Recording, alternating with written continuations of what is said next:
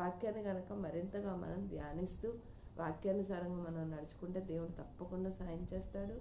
ఎటువంటి దుష్టుడు మన పట్ల వాడు ఎటువంటి ఆయుధాలు అంటే పన్నాగాలు పన్నుతున్నప్పుడు కూడా ఏ ఒక్క ఆయుధం కూడా దేవుడు అక్కడ వర్ధిల్లోపు చేయనని చెప్తున్నాడు. ఈ వాక్యం ప్రకారంగా ప్రతి ఒక్కరు కూడా ఎటువంటి సమస్యల్లో పోరాడుతున్నప్పటికీ, ఎటువంటి ఆటల్లో కూడా ఇంకా మా వల్ల కావట్లేదు, మేము ఇంకా జయించలేకపోతున్నామని ఎవరైతే అన్ని విషయాల్లో కూడా ఎటువంటి దురాత్మ అందగా చేగశక్తుల నుంచి విడుదల పొందుకోలేకపోతున్నారో వాళ్ళకి కూడా దేవుడు స్వయంగా చెప్తున్నాడంటే అన్ని విషయాల్లో కూడా దుష్టుడు పన్నాగాలన్నీ యేసుక్రీస్తు నామంలో లయమైపోనుగాక.